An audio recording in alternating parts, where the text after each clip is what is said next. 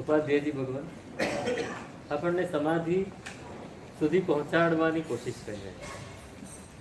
સમાધિ ચિત્તની સ્વસ્થતા, ચિત્તને એટલું સ્થિર કરી દેવું કે હવે ક્યાંય ખસે નહીં, પોતાના કેન્દ્રમાં એવું સ્થિર થઈ જાય કે ખસે.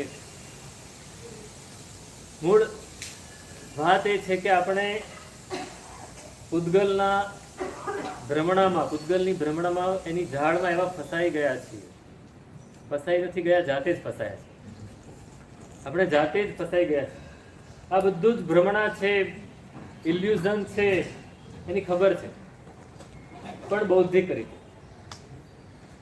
રીતે બધી ખબર છે, અનુભવથી પણ ખબર છે, પણ આપણે એને માનતા નથી. કારણ કે સબકોન્શિયસમાં એવું પડ્યું છે કે સુખ તો ત્યાંથી જ મળે છે, સુખ પૂતગલથી જ મળે છે, એવું આપણા મનમાં ઠસી ગયું. એટલે અંદર ઉતર્યું નથી. પેલું આ ભ્રમણા છે એવું અંદર નથી ઉતર્યું, એવું ઘૂંટાયું નથી. એટલે જ્યાં તકલીફ પડે એટલે આપણે તરત જ એનો સહારો લેવા દોડી જઈએ. આપણે સતત આપણા આંખમાં મોહ માયાના ચશ્મા પહેરીને જ દુનિયાને જોઈએ.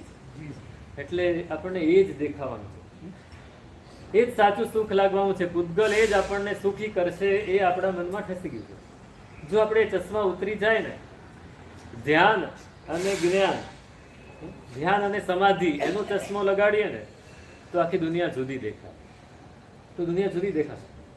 ત્યારે પણ એ આપણે હજી લગાડતા નથી. આપણે સાંભળી લઈએ છીએ, આપણે થોડું વિચારી પણ લઈએ છીએ, પણ ઘૂંટતા નથી.